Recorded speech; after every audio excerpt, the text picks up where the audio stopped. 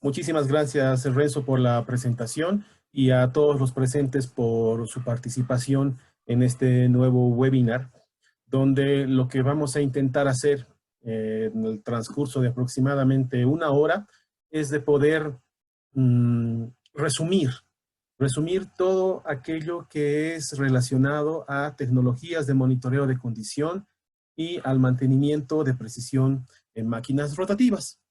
Para eso, tengo esta agenda propuesta. Sí, primero vamos a empezar con una breve presentación de la empresa. Luego, es necesario ver un poquito sobre la evolución de mantenimiento. De ahí entramos en materia con respecto a monitoreo de condición. Vamos a hablar de mantenimiento de precisión, por qué es necesario hacer mantenimiento de precisión y a qué se refiere realmente. Y un par de, no, son unos 3 o 4 casos de estudio para poder eh, ver cómo se puede recuperar realmente la inversión de cuando uno invierte en esas tecnologías y para terminar unos resultados y algunas recomendaciones. Bien, para iniciar, ¿sí? Nosotros, Vibroval Ingeniería de Vibraciones y Mantenimiento, es una empresa 100% boliviana, fundada a finales del año 2002. Empezamos haciendo análisis de vibraciones y capacitación, pero en la actualidad nosotros tenemos la capacidad de poder brindar soluciones en todas las áreas que son el mantenimiento predictivo, proactivo, de precisión y también mantenimiento preventivo. ¿Y cómo es que hacemos eso? Nuestra empresa está dividida en 3 unidades de negocios. La primera, orientada a brindar servicios. La segunda, a dotar a aquellas empresas que ya tienen las habilidades suficientes con equipos e instrumentos para que puedan resolver sus problemas por su cuenta. Y finalmente, brindando cursos de entrenamiento con certificación acreditada. Aquí les presento la matriz de nuestras capacidades para poder resolver problemas relacionados al monitoreo de condición. Hacemos análisis de vibraciones en máquinas rotativas, análisis dinámico de rotores, también análisis dinámico en estructuras, evaluación de motores eléctricos, termografía, ultrasonido, análisis de máquinas reciprocantes, análisis de aceite y partículas de desgaste.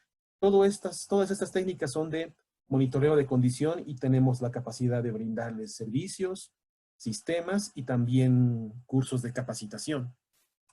Con respecto a las técnicas de mantenimiento de precisión, actualmente podemos hacer alineación láser de ejes acoplados, transmisiones por poleas y correas, además de alineación de túneles y bancadas, balanceo de rotores de precisión en el sitio y también en máquina de balanceo.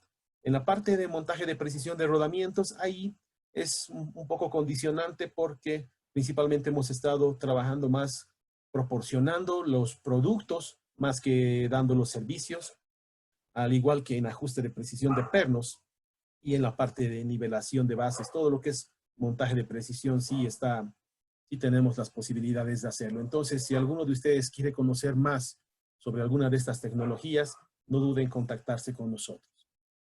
Bien, bueno, aquí entramos ya en materia, luego de una breve presentación. Y esta parte de la evolución de mantenimiento es siempre necesario revisarla porque es importante saber dónde estamos actualmente, ya sea en un departamento de mantenimiento, en una planta, en una determinada ciudad, pero también queremos saber hacia dónde apuntamos, hacia dónde tenemos que apuntar para ir. Y yo creo que si ustedes son personas que trabajan en mantenimiento, van a poder identificar en qué sector o en qué generación del mantenimiento están. Y permítanme mostrarles esta diapositiva que quizás la han visto en muchos lugares, en muchas presentaciones, ¿sí? Porque actualmente en el mundo todas las personas dicen que ya estamos en una cuarta revolución industrial y que todo es la industria 4.0 y que todo es el mantenimiento 4.0. ¿Sí? Esto solamente es para recordarnos que la primera revolución industrial vino de la mano de la mecanización y del uso de potencia a partir de las máquinas de vapor.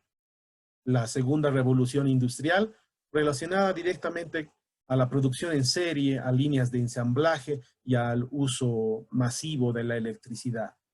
La tercera revolución industrial vino junto con la computación y con la mejora de los procesos mediante la automatización.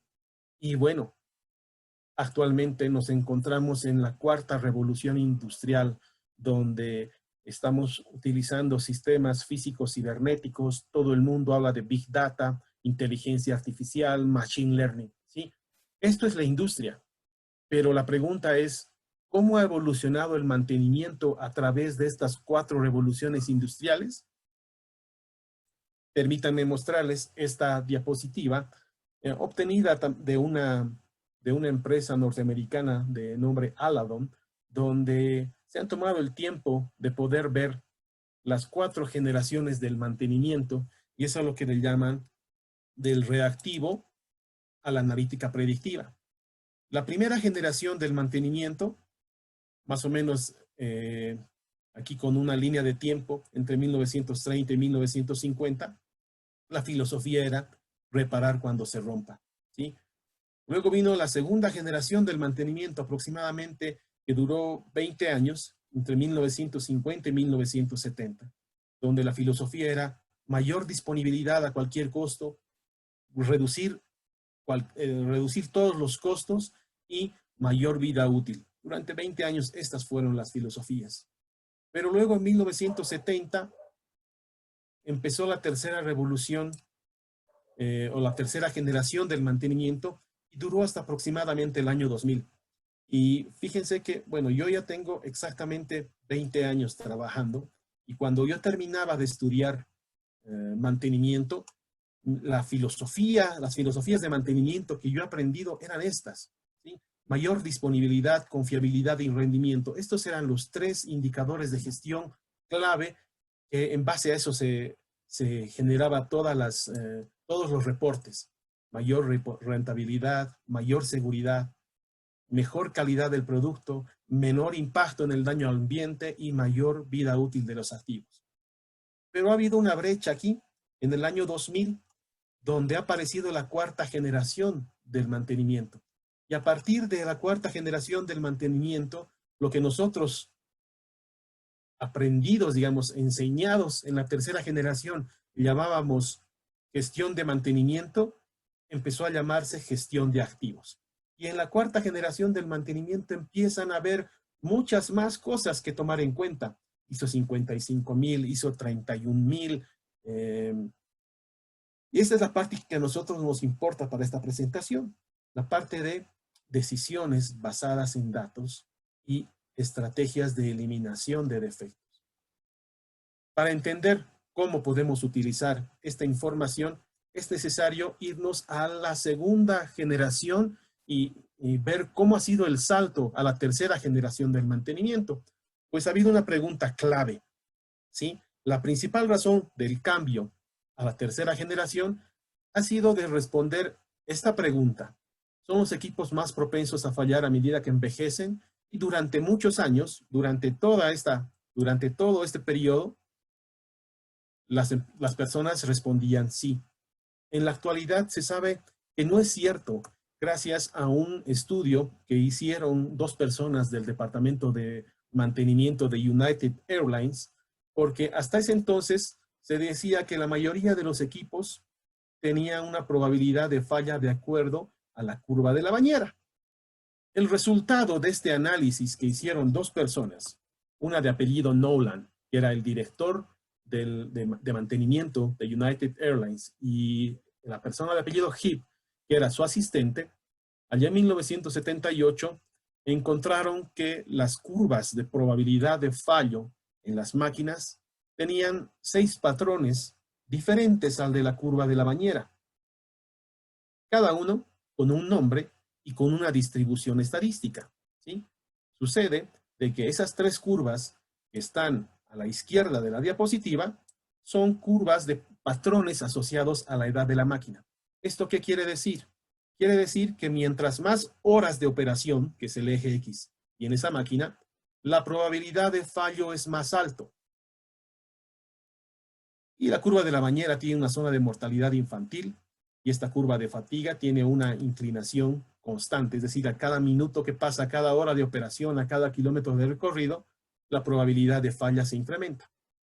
Pero encontraron otra serie de patrones denominados patrones aleatorios, en los que pudieron ver de que, a pesar de que, como por ejemplo en este caso había una zona de mortalidad infantil, pasada la mortalidad infantil, que podía ser un mes, la probabilidad de que falle era igual en este tiempo a de aquí a un año o de aquí a 2 o 3 años. Lo que más llamó la atención, aparte de poder conseguir esos diferentes patrones, fue de que entre estos tres gráficos solamente sumaban aproximadamente el 11%. Es decir, de que por lo menos en la industria de la aviación, del 100% de máquinas o de activos que tienen, solamente el 11% fallaban debido a que se hacían viejas. En cambio, el 89% aproximadamente fallaban de forma aleatoria. Esto ha hecho cambiar sustancialmente todo lo que es, lo que son las prácticas de mantenimiento y las estrategias de activos. Esta es una gráfica también que me gusta compartir, principalmente porque es un organigrama obtenido en base a una norma, a la norma europea 13.306 del 2017, que es una norma donde está básicamente la terminología del mantenimiento. Bien, y aquí el mantenimiento lo divide en tres grupos: mantenimiento correctivo, mantenimiento preventivo y mantenimiento mejorativo. Estas dos tareas de mantenimiento correctivo y mantenimiento preventivo son tareas, bueno, en esos dos grupos se realizan tareas sin modificar las características intrínsecas de la máquina. Sin embargo, en el mantenimiento mejorativo sí se hacen mejoras, modificaciones, rediseños para cambiar las características constructivas de la máquina, de modo, por ejemplo, a que tengan menores tasas de fallo y mayor confiabilidad intrínseca.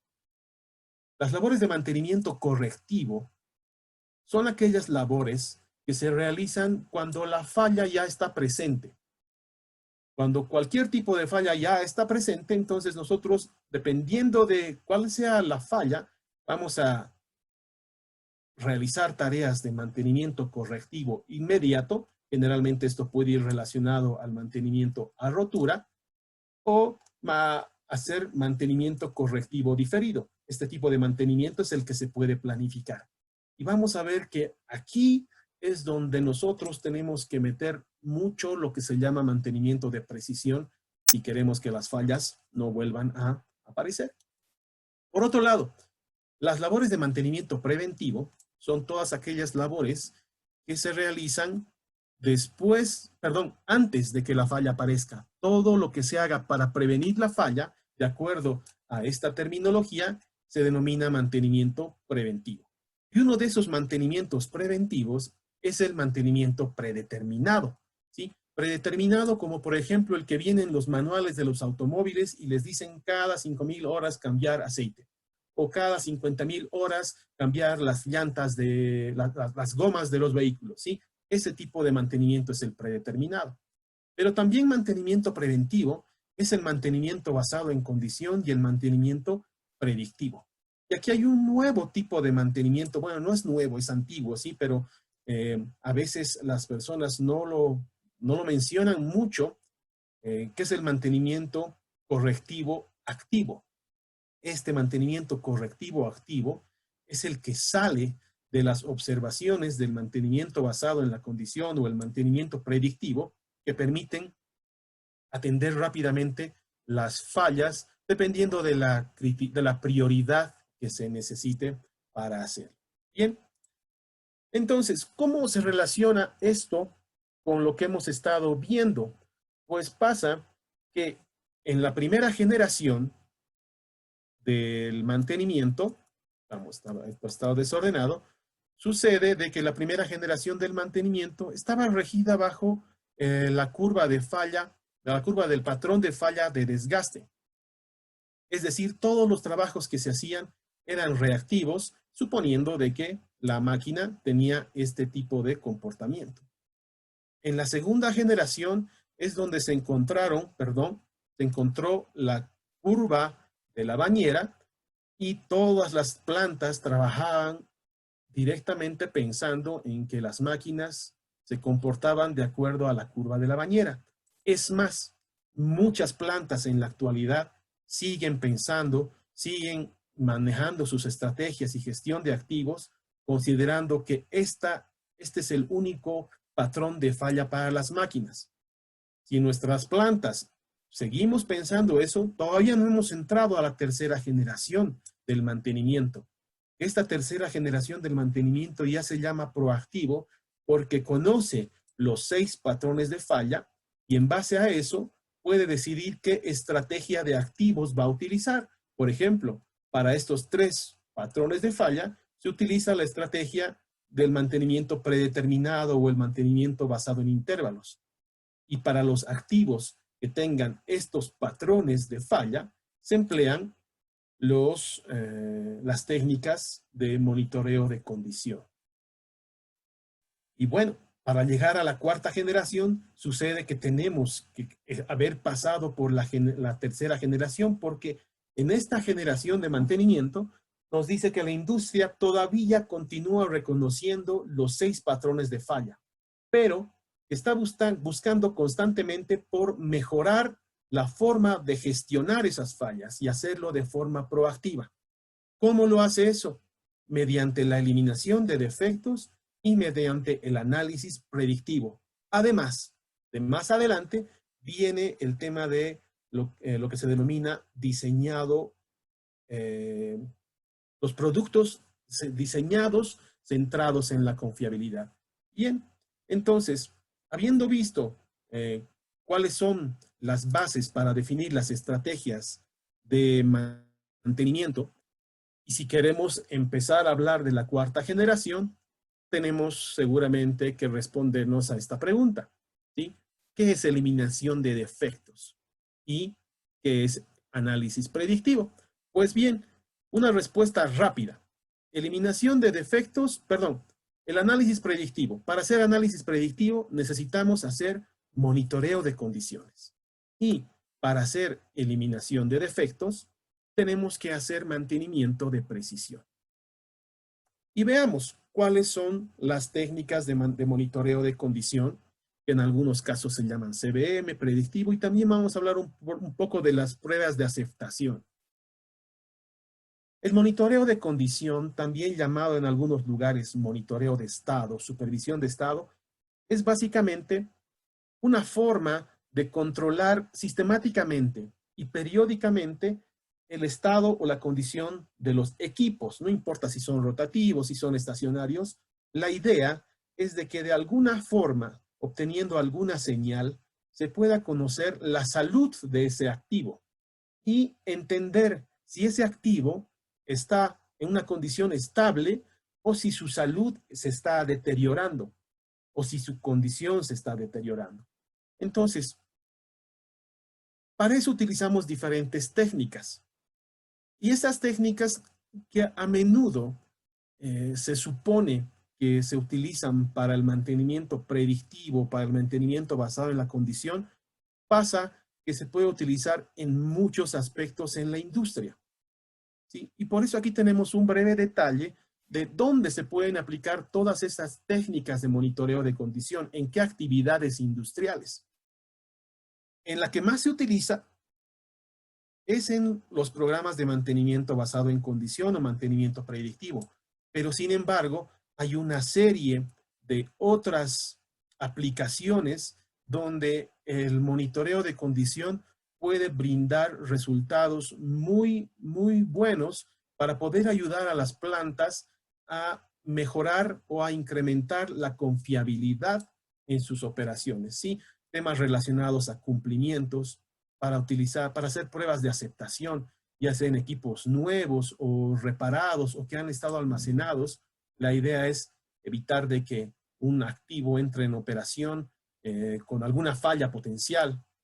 También sirve directamente para hacer un diagnóstico de estado individual. Es decir, puede ser que no tengamos un programa de mantenimiento basado en condición, pero una máquina empieza a tener un comportamiento anormal y se decide hacer una medición con alguna técnica de monitoreo de estado para poder tratar de identificar qué tipo de problema tiene.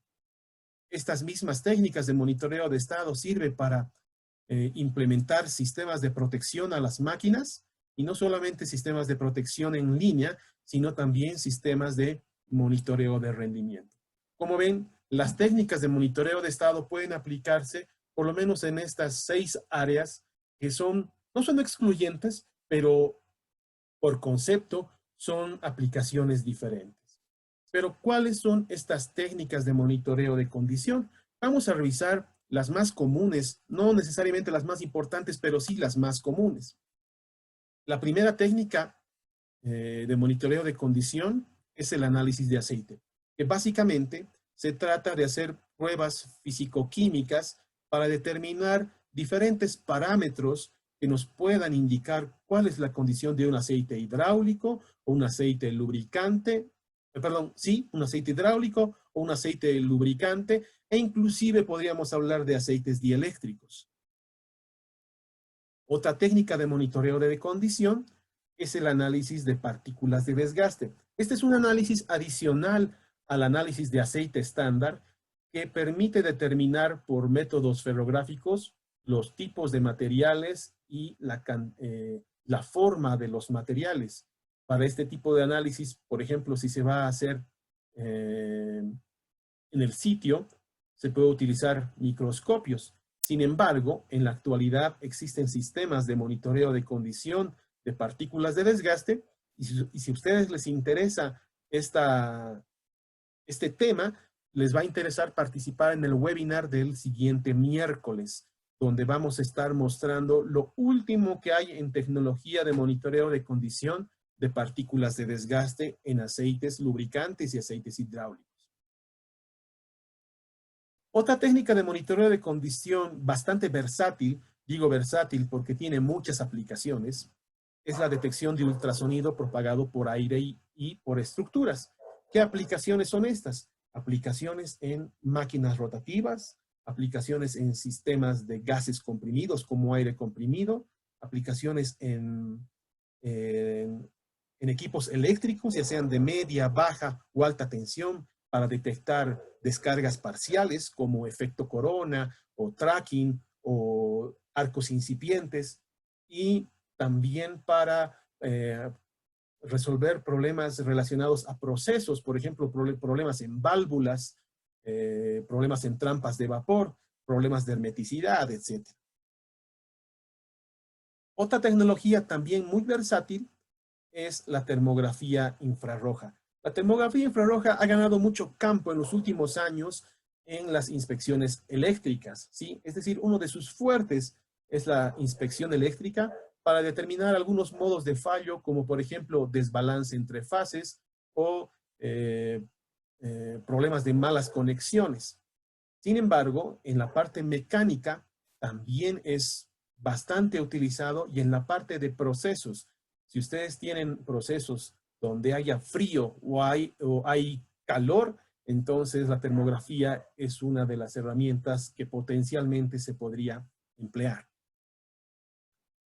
Otra tecnología de monitoreo de condición es la evaluación estática y dinámica de motores eléctricos. Esta técnica es una de las que permite analizar directamente las zonas de falla de los motores eléctricos, es decir, atacar y ver cómo está el estado del estator, cómo está el estado del rotor, cómo está el estado del entrehierro, cómo se encuentra el aislamiento del motor, el circuito de energía, y también evaluar cómo la calidad de energía afecta al estado, a la integridad del motor eléctrico, ¿sí? También en esta serie de webinars que hemos estado presentando durante esta cuarentena, que ya están alrededor de los 15 o 16 webinars, 4 de estos han estado orientados a comprender un poco cómo se realizan estas pruebas.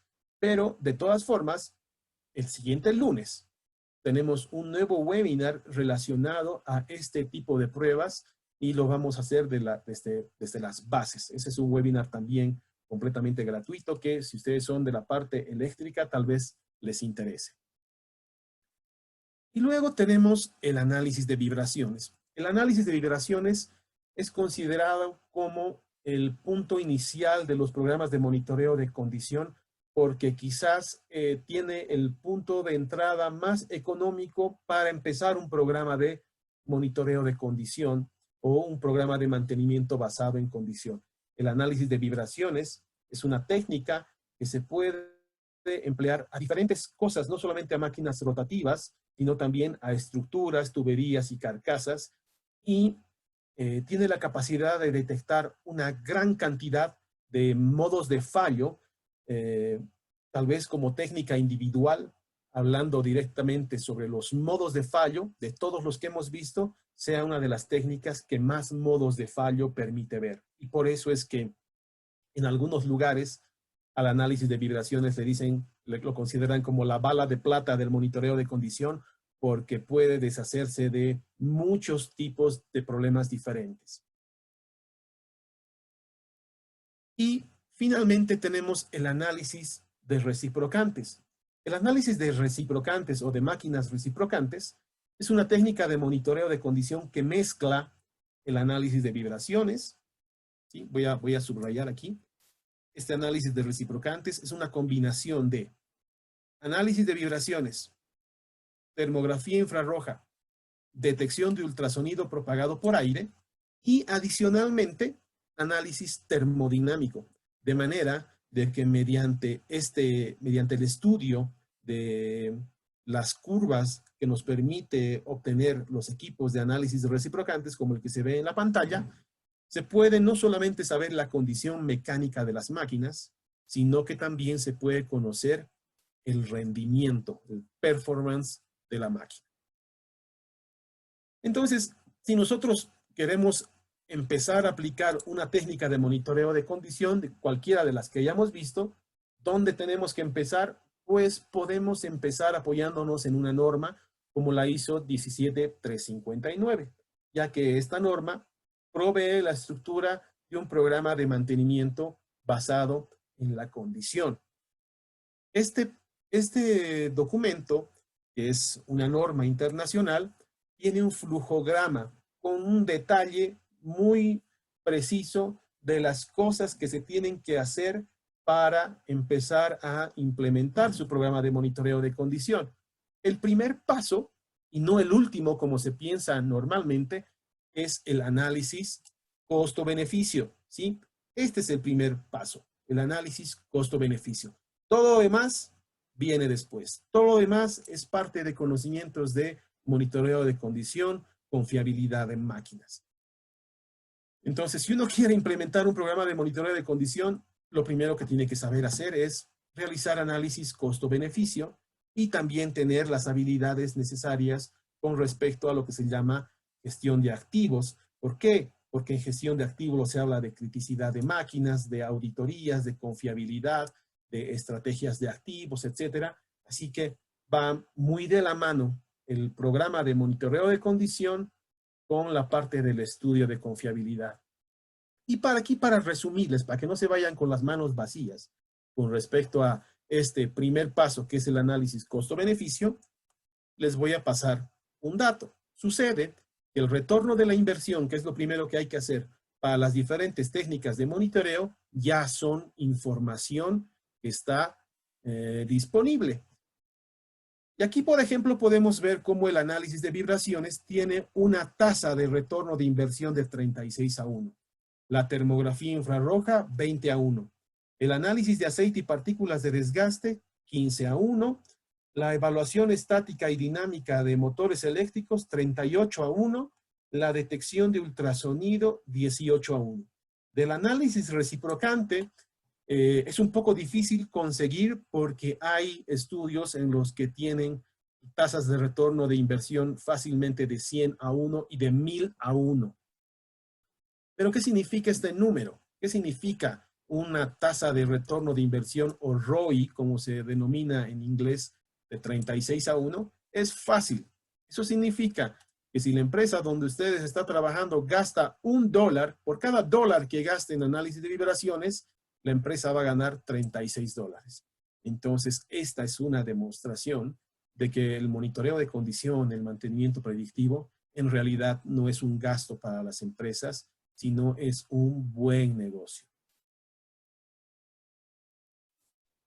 Antes de pasar a la otra sección, que es de mantenimiento de precisión, les pongo aquí una cosita para que lo piensen, ¿sí? Este señor se llama Edwards Deming. Es un estadístico que vivió entre 1900 y 1993. Es considerado el padre de la calidad total. Es el precursor de todas las mejoras que han habido en Japón después de la Segunda Guerra Mundial. Una persona con muchos conocimientos.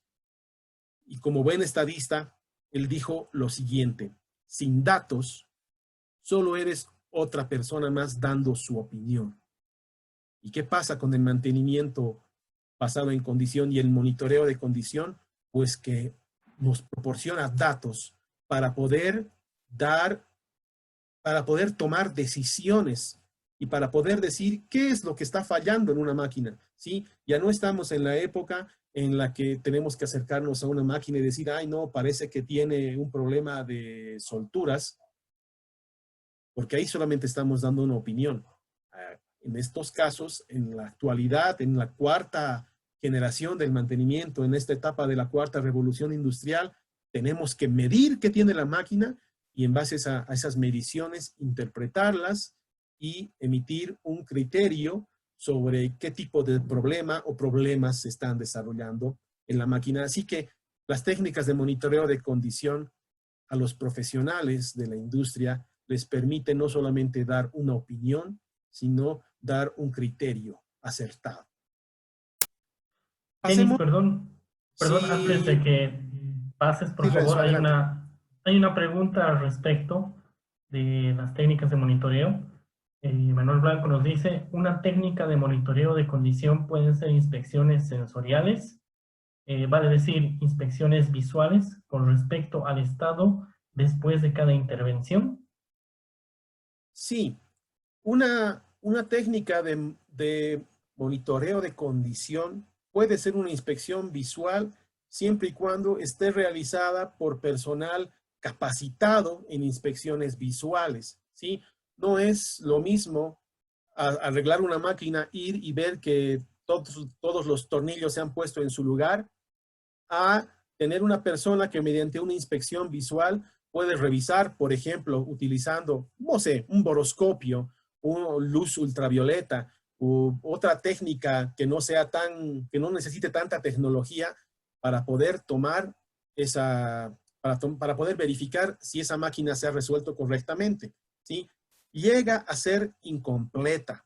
¿Por qué? Porque nuestra vista es limitada, ¿sí? Nuestros oídos tienen capacidades limitadas, lo mismo que nuestra piel tiene capacidad limitada a las diferentes temperaturas. Y es por eso que todas esas técnicas que se han inventado todas ellas son extensiones de nuestros sentidos.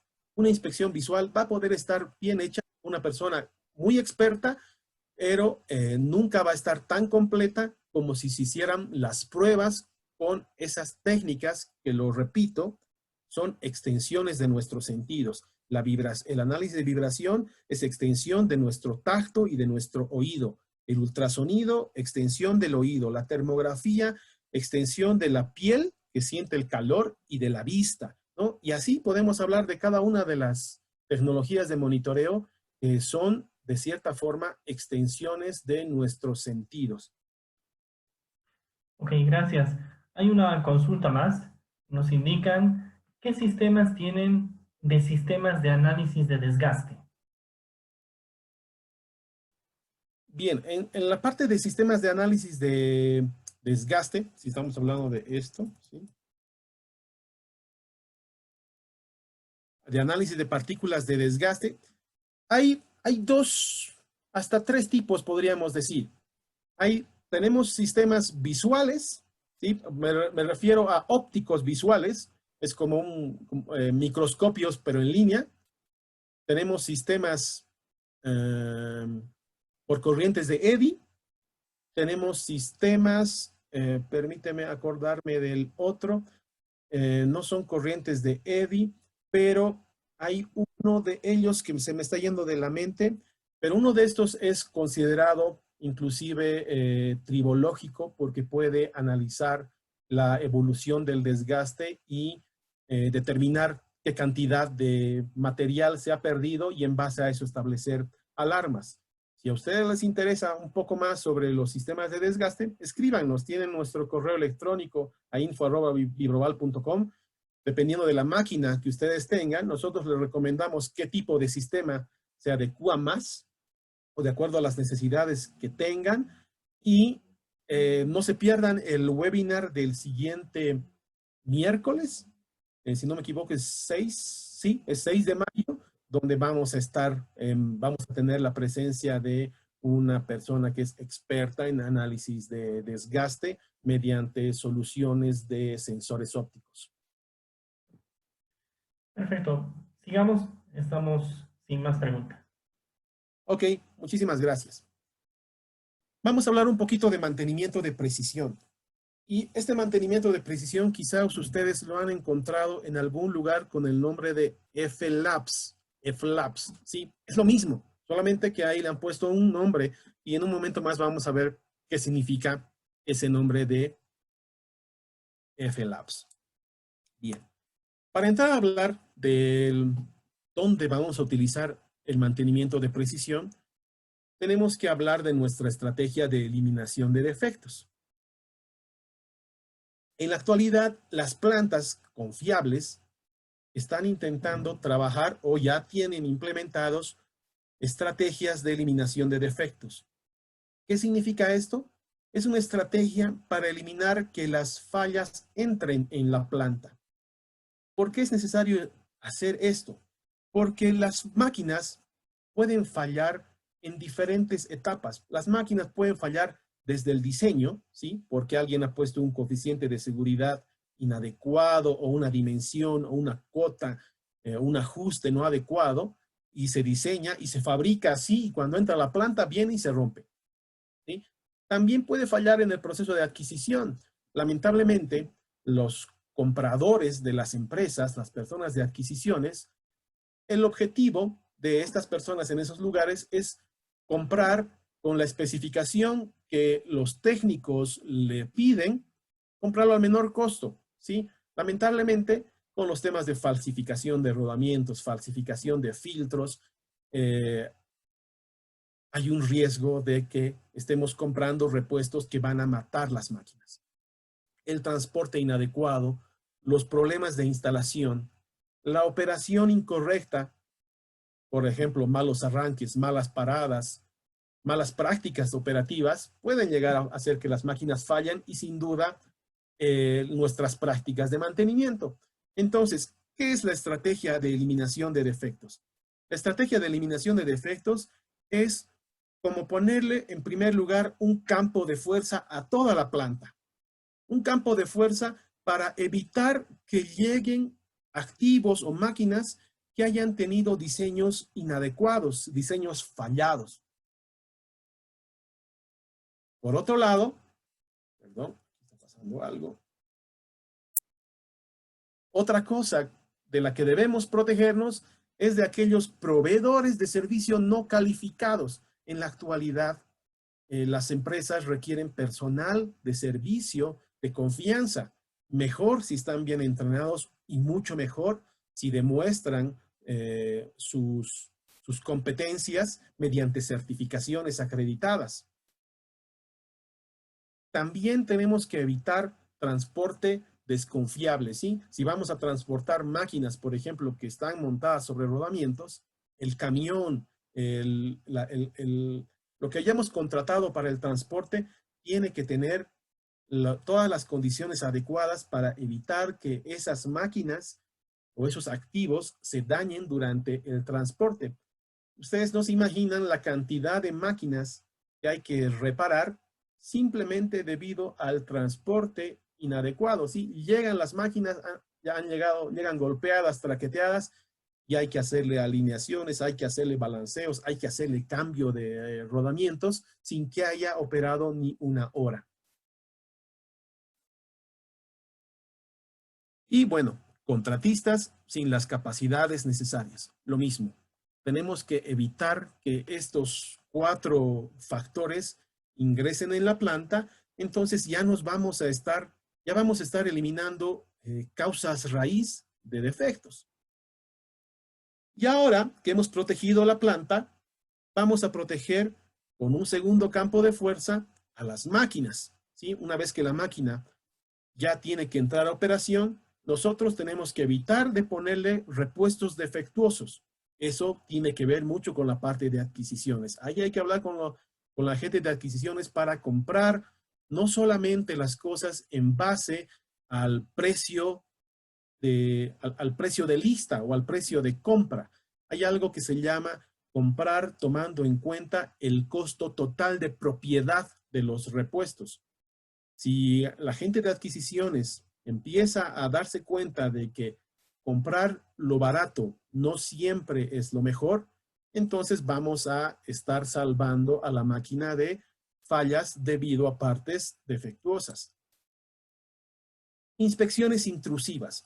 Cualquier inspección puede ser durante la operación de la máquina, cualquier cosa que requiera que abramos de alguna forma o nos metamos con la máquina, debe ser reducida.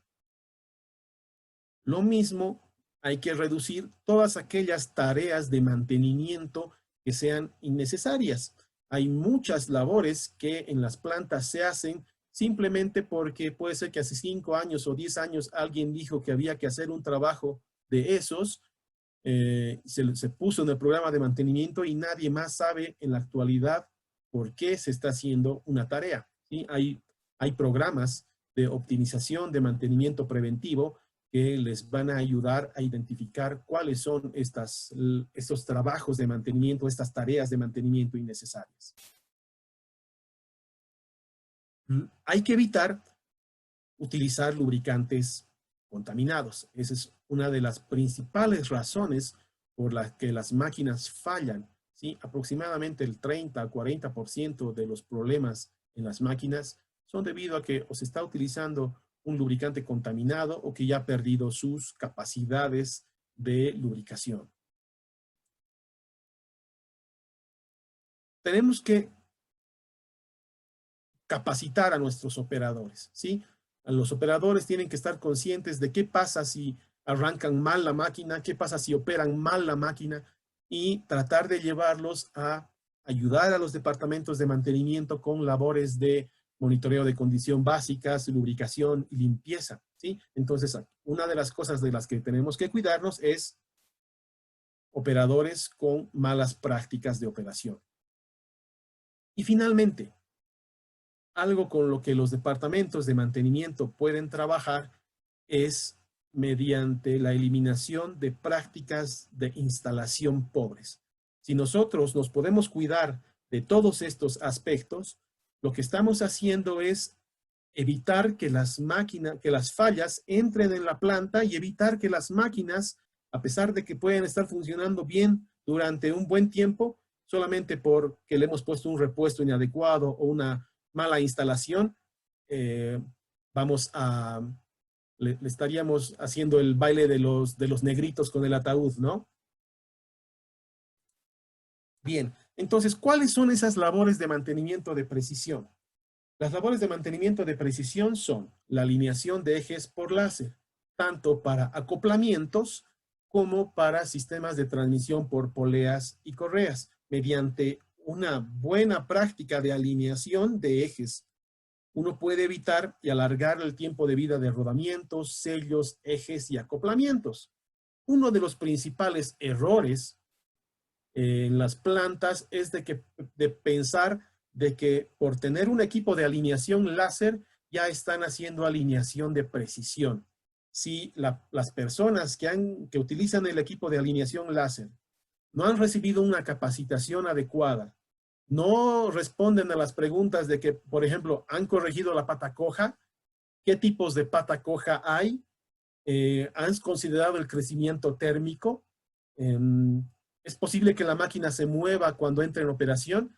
Si no son capaces de responder a esas preguntas, por ejemplo, significa que no se está haciendo alineación de precisión y solamente se está haciendo una intervención tal vez pobre, una instalación pobre. El balanceo de masa de rotores. El balanceo de masa de rotores es una labor requerida para todas las máquinas rotativas, ya que entre el 40 y 50% de los problemas de altas vibraciones en las máquinas se debe al problema de desbalance de rotores. El desbalance de rotores introduce fuerzas dinámicas sincrónicas con la velocidad de rotación que se van a descargar directamente en los rodamientos y la estructura. Entonces, el desbalance no solamente daña los rodamientos, sino también daña la estructura y puede inclusive afectar a la salud de las personas que están alrededor, porque las vibraciones que causan se pueden sentir y pueden llegar a generar malestar en las personas alrededor de esas máquinas. Otra labor de mantenimiento de precisión, el montaje y desmontaje de rodamientos de precisión. Esto ya se ha vuelto tal vez un estereotipo, ¿sí?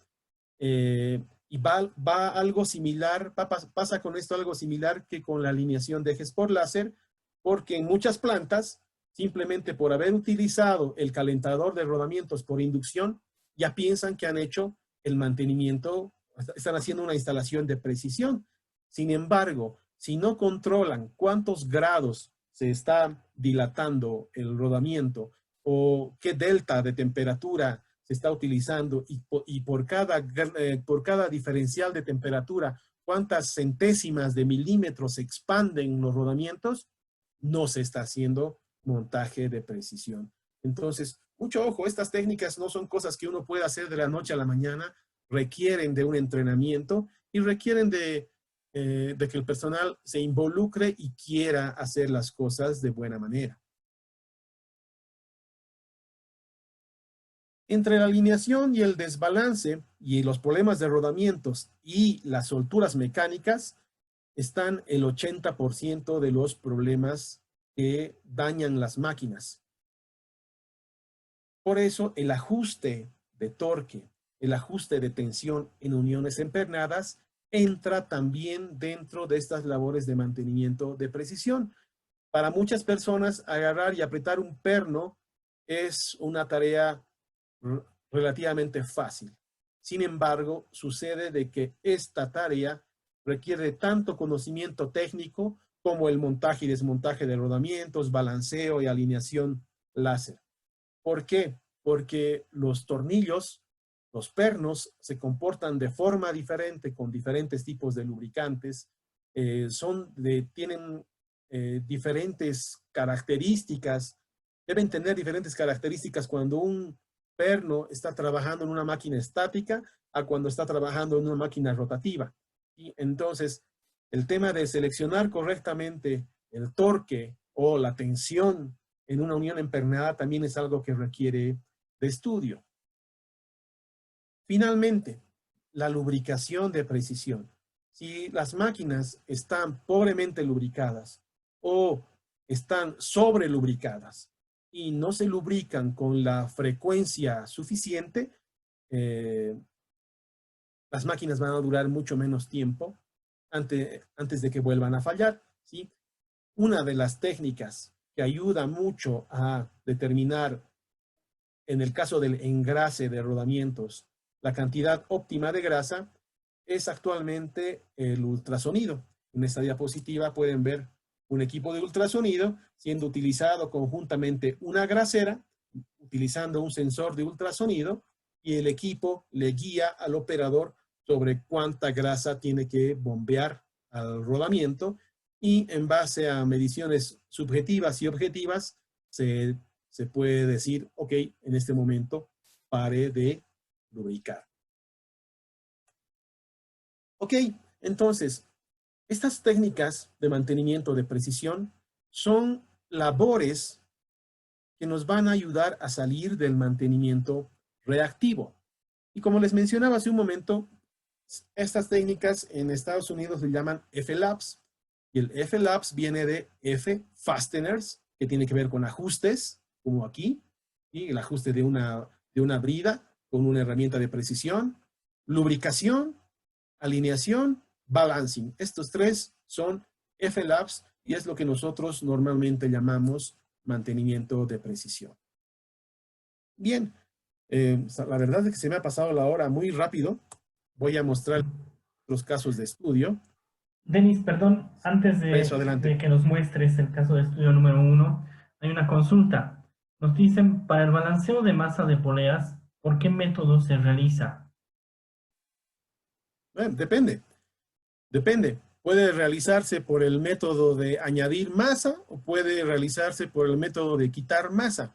Hay que ver el tipo de polea. No se acostumbren a tratar de generalizar las cosas. En mantenimiento de precisión, no hay una cosa que diga, esto va a servir para todo, ¿sí?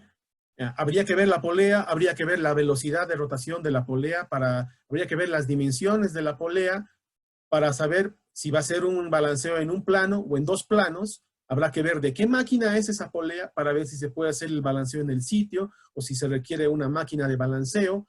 Y habrá que ver de qué material es la polea. A ver si se puede soldar en la polea o si va a ser necesario directamente remover la masa. Entonces, no hay una sola respuesta. Hay que ver una serie de factores que el técnico de balanceo evalúa en el sitio y en base a eso toma las decisiones de cómo va a ser ese balanceo, ¿sí? Y es por eso que también la técnica del balanceo requiere un entrenamiento especial y una cierta cantidad también de horas de vuelo, porque no es lo mismo que una persona que está haciendo balanceo 6 meses y que tenga un equipo muy, muy moderno vaya a hacernos un balanceo, a que vaya una persona que ha hecho 5 o 10 años balanceos y pueda resolver más problemas que solamente el balanceo. Pues en el tema del balanceo, nos vamos a volver aquí, uno de los principales problemas es de que las personas piensan que al tener un equipo de balanceo es ir y apretar unos cuantos botones, ¿sí? Eso les va a funcionar bien el 10% de las veces, porque aproximadamente el 90% de las veces, antes de resolver el balanceo, hay que resolver otros problemas, que si no se resuelven, uno podría estar con su instrumento de balanceo durante 8, 10, 15, 24 horas, 40 horas, sin poder balancear, ¿sí? Por muy lindo equipo que tengan. Entonces, es necesario estudiar a profundidad los temas relacionados al desbalance, al origen del balanceo y a qué tipo de problemas se pueden presentar durante las labores de balanceo. Gracias, Denis. Hay una segunda pregunta más. Adrián nos dice, ¿nos podrías explicar la barrera de evitar inspección intrusiva? Esto, evitar inspección intrusiva. ¡Wow! Sí. Sí. Para eso nos volvemos aquí. Sí, vamos a volver aquí. Y vamos a hablar de esto. Si nosotros hacemos cualquier inspección intrusiva en la máquina, por ejemplo, no, le voy a cambiar un sello porque le toca, lo que vamos a hacer es agarrar e incrementar una zona de mortalidad infantil. Entonces, cualquier inspección intrusiva que no se haga con personal capacitado, con herramientas de precisión, agregan una zona de mortalidad infantil. ¿Y qué va a pasar? Después de hacer la inspección intrusiva, si estamos en la zona de mortalidad infantil, nuestra probabilidad de falla es más alta que nunca. Esa es la razón para evitar inspecciones intrusivas. ¿Y cuándo deberíamos hacer inspecciones intrusivas? Cuando tenemos una falla, ¿sí? Cuando ya hemos detectado con alguna de nuestras tecnologías de monitoreo una falla, en ese momento podemos hacer un mantenimiento y una reparación, que no sería solamente una inspección, sino sería una reparación, utilizando todas las técnicas de mantenimiento de precisión que hemos visto. ¿Para qué? Para que después del mantenimiento no tengamos una zona de mortalidad infantil y la probabilidad de que nuestra máquina falle debido a nuestra intervención sea lo más baja posible. Idealmente así. Es un poco difícil, pero así es más común. Espero haber respondido a la consulta. Gracias. A ver, vamos a esperar el comentario de la persona que hizo la consulta. Hay otra más.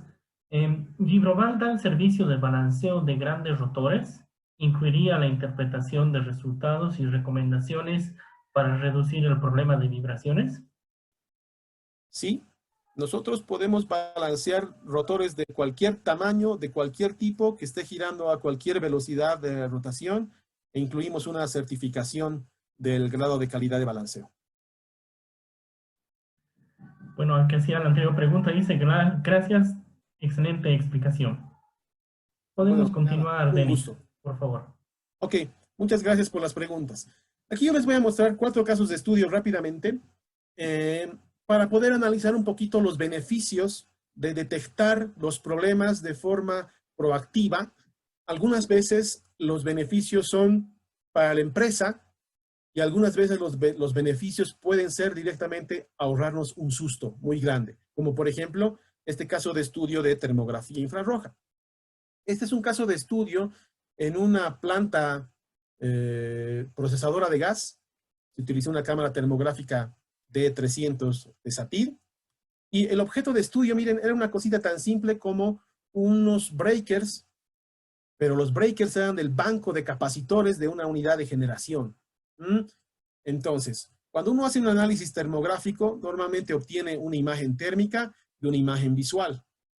Pero luego hay una serie de parámetros que se tienen que considerar y en la parte de inspecciones eléctricas lo que normalmente se hace es comparar una fase contra la otra. En este caso específico, una fase contra la otra no daban un problema, no mostraban un problema grave. Sin embargo, la temperatura absoluta del breaker revelaba que había un problema serio. ¿Cuál fue la recomendación en este caso? Debido a los valores encontrados, fue actuar lo más pronto posible. Se debe hacer una intervención a la primera oportunidad para que no haya un fallo. Entonces, miren, ¿cuánto costaba el cambio de un breaker más la mano de obra? $50, ¿sí? ¿Cuál ha sido la falla evitada?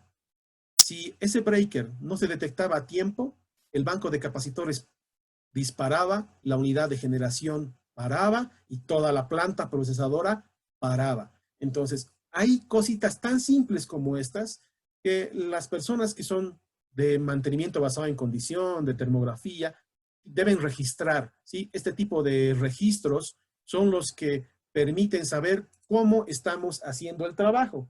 Y cuando mostramos al resto de la planta, ok, mira, hemos salvado un disparo de planta, entonces se genera satisfacción y los programas de monitoreo de condición empiezan a tener mayor credibilidad.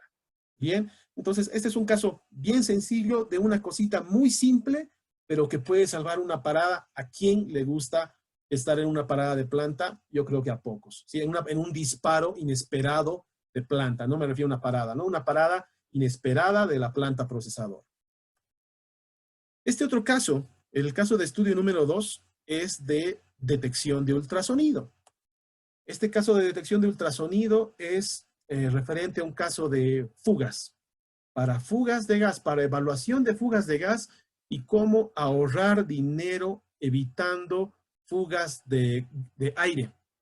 Aquí se utilizó un STT 270 en una planta de bebidas que tenían compresores, que tenían pulmones, diferentes accesorios, diferentes lugares donde se emplea el aire comprimido y además máquinas que utilizan ese aire comprimido. ¿Cuál es el procedimiento que se realiza? Básicamente un inspector va con un detector de ultrasonido y empieza a buscar fugas con el sensor de ultrasonido.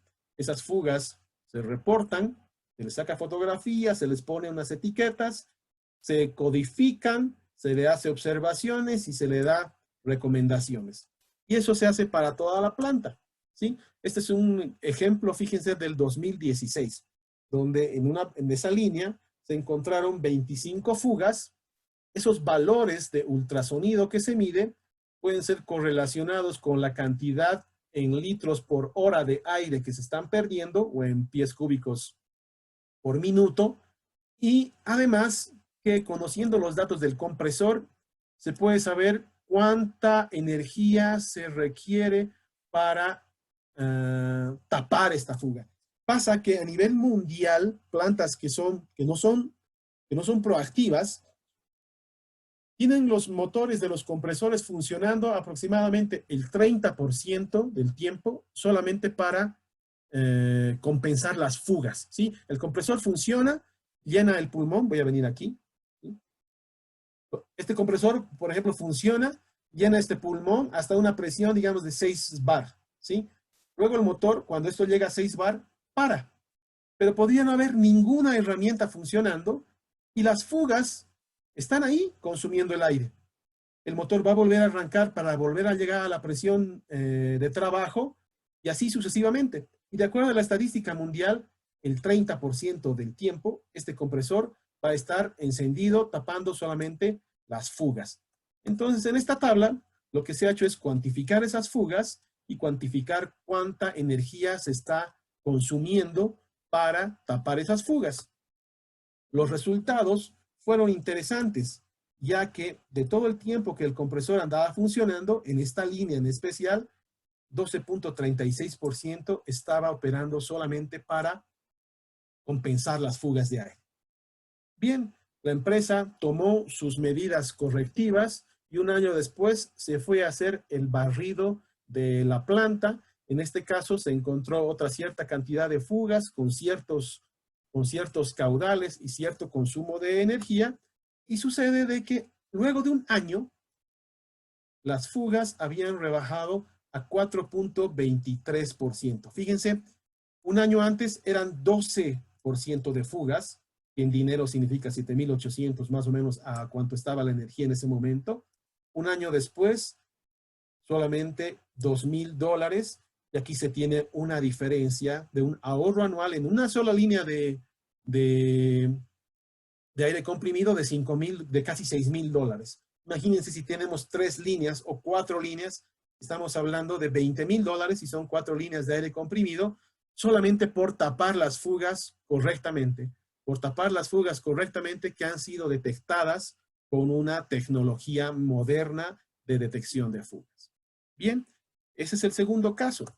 Este tercer caso es uno de los que más me gusta, es uno de evaluación dinámica de rotores y es un caso de estudio en un motor muy grande, en un motor de 1000 HPs, de 3300 voltios, que nos reportaron que tenía un problema.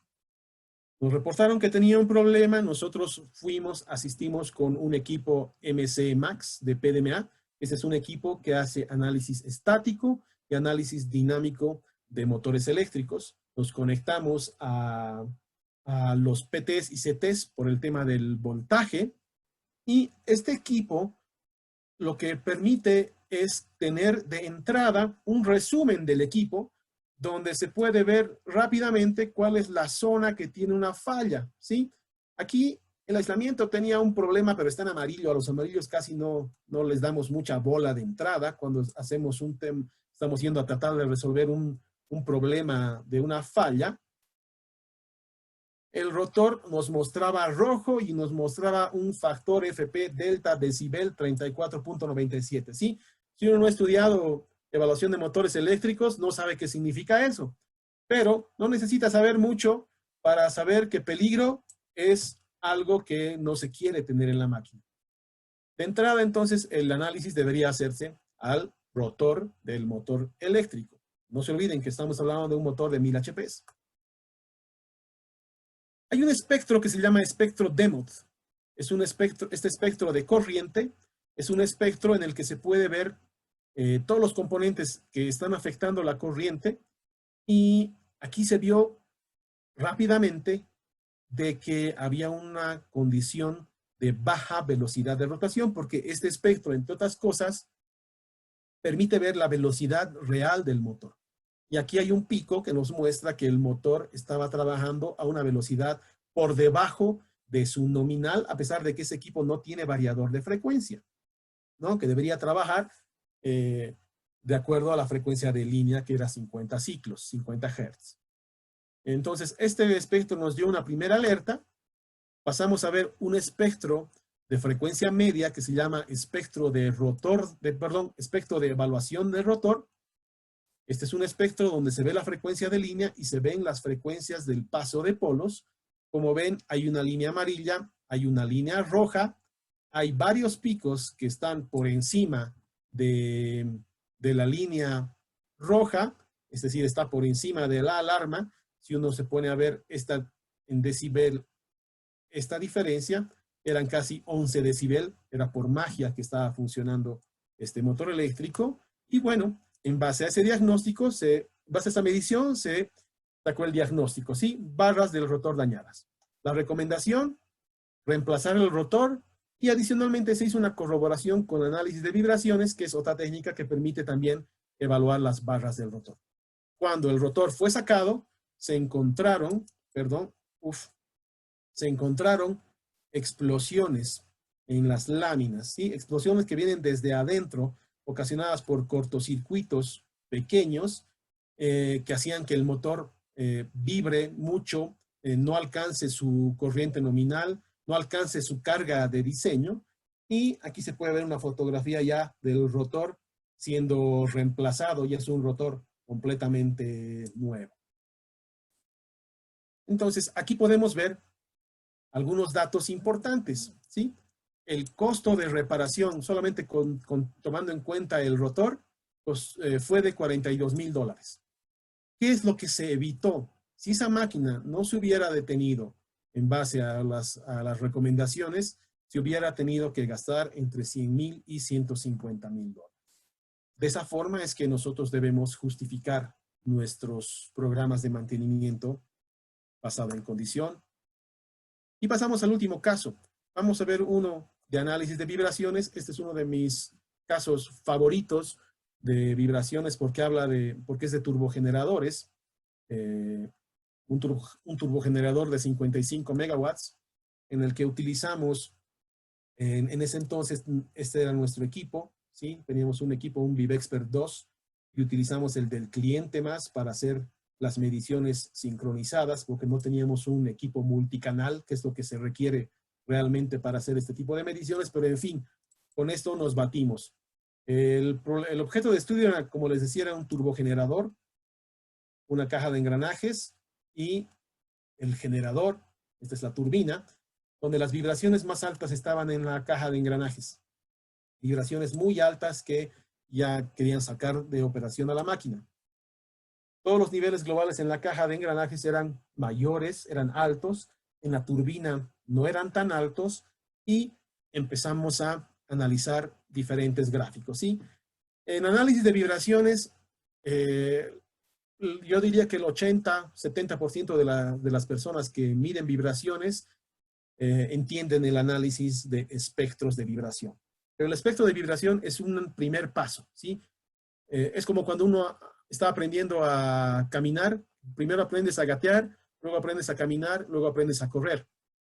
En análisis de vibraciones, el espectro es aprender a caminar, ¿no? El nivel global es gatear y si queremos correr hay que aprender más, como formas de onda y otro tipo de problemas.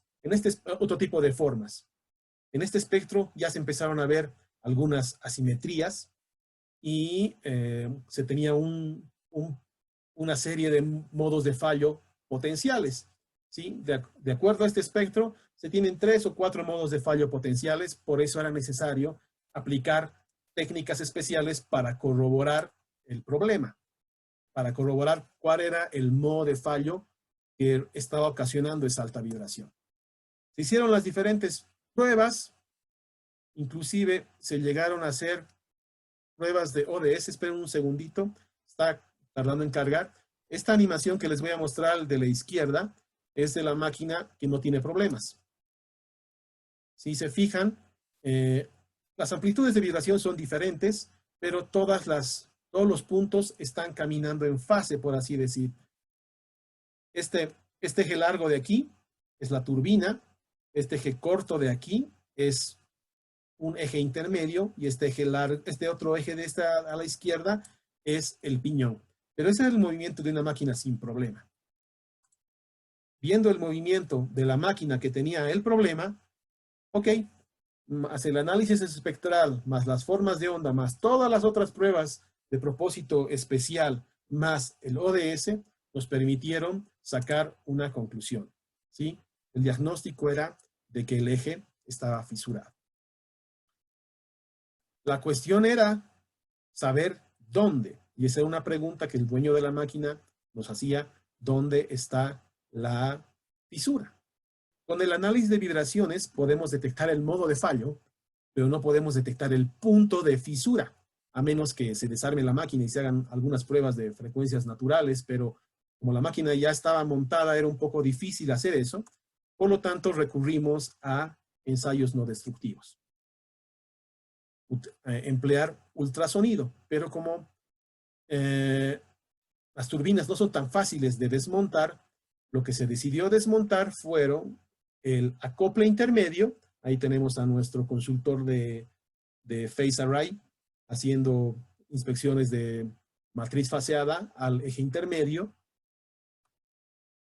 Se hicieron las pruebas al piñón, pero no se encontraba el punto de la falla. No, estuvimos mucho tiempo trabajando, tratando de encontrar dónde estaba esa fisura, volviendo a revisar los informes de vibraciones, volviendo a revisar las mediciones y ya llegaba, eso se llama el burnout, ¿sí? Tanto estar pensando en una sola cosa causa fatiga. Después de la fatiga, la ira, ¿no? No había forma de encontrar el punto donde estaba la fisura. Y después de la ira, ¿qué viene? ¿Se acuerdan qué viene? Impotencia, ¿no? Ya todos estábamos ahí decaídos, no podíamos encontrar el lugar de la fisura.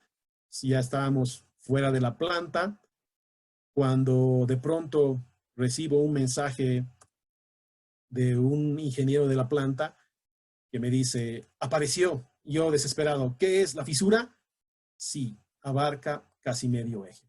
Entonces ellos sacaron la fotografía donde se puede apreciar que han aplicado tintas penetrantes para poder revelar esa fisura que era así más delgada que un cabello, ¿sí? Más delgada que un cabello y que la encontraron después de desarmar una sección a la que nosotros no habíamos accedido, ¿sí? Lo que se había analizado con ultrasonido era el acople, era el piñón, pero esta falla estaba en este punto. Así que, recién pudimos respirar después de que habíamos corroborado que nuestro diagnóstico era correcto, ¿sí? El análisis. Sabemos de que el costo del cambio de la pieza, que era una parte importante de la turbina, era de alrededor $150,000. Mandar al taller en el extranjero y traer de vuelta esa turbina del taller costaba alrededor de $700,000. ¿Cuál ha sido el costo de la falla evitada? Por lo menos entre $5 millones a $8 millones por haber aplicado correctamente las técnicas de monitoreo de condición. Bien, entonces, el monitoreo de condición trae bastantes beneficios, trae bastantes resultados. Aquí tenemos algunos cuadros de cómo hemos ido cambiando el estado de las máquinas en diferentes industrias. A la izquierda se puede ver industria de bebidas a lo largo de 7 años, planta de generación en 4 años, en la minería en 2 años. Básicamente, ¿cómo se interpreta esto? Hay que ver la curva verde, ¿sí? Mientras la curva verde sea más grande, la productividad es más alta. Si la curva roja va cayendo, el costo de reparación es más bajo. Todo lo que tenemos en medio es beneficio, ¿sí? Y los beneficios de los programas de monitoreo de condición son varios. Reducción de costos, reducción de fallas imprevistas, reducción del tiempo para reparar, y todos los que ustedes pueden ver en esa diapositiva. Esto no me lo estoy inventando yo. Esto es el resultado de una revista, lo he obtenido de una revista que se llama Reliability Web, no, la empresa Reliability Web edita una revista que se llama Uptime, y estos valores son los que ha sacado una consultora en empresas que utilizan mantenimiento o monitoreo de condición. Y dirán, guay, sí, está hablando aquí, nos está hablando maravillas, pero ¿por qué tanto los programas de monitoreo de condición, por qué fallan? Ahí les pasamos una lista de unas cuantas razones, y tal vez en algunas de ellas ustedes puedan trabajar, ¿sí? Primero, falta de metas claras. Después, no tener indicadores correctos y no saber justificar financieramente lo que se debe justificar. El ROI, la tasa de inversión, la tasa de retorno de inversión, es algo de lo que hemos hablado hace un momento. El programa no está bien estructurado, ¿sí? Uno arranca un programa de monitoreo de condición de vibraciones porque se compra un analizador de vibraciones y no se hace guiar, no utiliza una referencia. Entonces, difícilmente solamente una persona puede estructurar un programa. El personal no está correctamente entrenado y tampoco está comprometido, es otra de las razones. Tener herramientas o equipos inadecuados. Tener un programa estático que no evoluciona, que no mejora. ¿Por qué? Porque no es auditado y no se hace evaluación económica. Esas son una serie de problemas identificados, no por nosotros, identificados por consultores expertos en el área también. La pregunta será, ¿por dónde empiezo? Si yo quiero hacer mi programa de monitoreo de condición y quiero tener esos resultados tan buenos. Hay que empezar con la formación de competencias y certificar esas competencias. Después de eso van a poder implementar las técnicas de monitoreo y luego podrán estructurar su programa de mantenimiento basado en condición. ¿Y dónde me certifico? ¿Dónde me formo? Pues hay una norma que les va a dar unas pautas. Habla de certificación de personal en monitoreo de condición, ¿sí? Por ejemplo, la parte 2, monitoreo de condición y diagnóstico por vibraciones. La parte 4, análisis de lubricantes en campo. La parte 5, analista técnico de lubricantes en laboratorio. La parte 7, termografía. La parte 8, ultrasonido. Entonces, lo que hay que buscar es una capacitación que cumpla con este estándar. Pero, por favor, no se dejen engañar. Hay un montón de empresas que dicen, yo doy capacitación en vibraciones según ISO, pero, sin embargo, está bien que tomen un curso, que aprendan, ¿sí? Me refiero a que cualquier fuente de aprendizaje es bueno, ¿sí? Siempre y cuando sepan que es una fuente de información adecuada. Pero por otro lado, la industria en la actualidad está requiriendo personal no solamente capacitado, sino también certificado, porque la certificación avala las competencias, avala las habilidades y conocimientos que las personas puedan tener.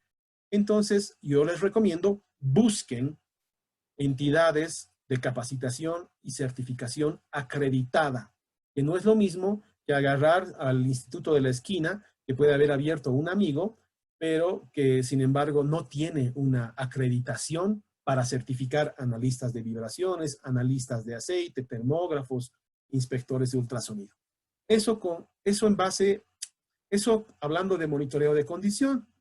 Quizás ustedes no sean de la parte de monitoreo de condición y sean de la parte de gestión de activos o de generar las estrategias, o sean el planificador, es decir, no van a ser la persona que hace los trabajos de mediciones. En ese caso yo les recomiendo buscar una certificación en confiabilidad. Actualmente a nivel mundial hay 3 certificaciones que están reconocidas, ¿sí?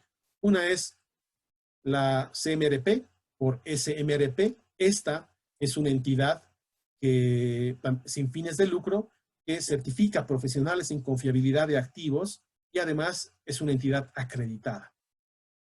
La certificación ARP, Asset Reliability Practitioner.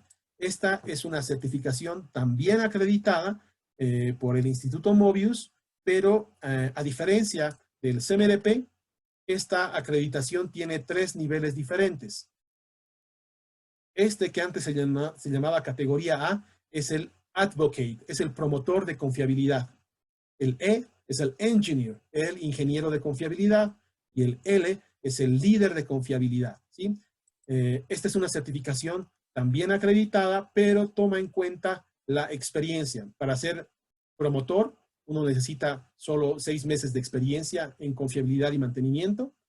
Para ARP-E, 18 meses de experiencia. Y para ARP-L necesita 36 meses de experiencia, ¿sí? En cambio, en CMDP, uno puede tener 6 meses de experiencia y se certifica. Si tienes 10 años de experiencia, obtienes el mismo nivel de certificación. Y la otra certificación es CRL, es una certificación provista por Reliability Web. Es una certificación interesante, es reconocida, pero no es acreditada. Para terminar, señores, ¿sí? Este proverbio dicho que me gusta mucho. El mejor momento para plantar un árbol fue hace 20 años. El segundo mejor momento es ahora. Aprovechen su tiempo, traten de capacitarse, certificarse lo más antes posible. Muchas gracias por su atención.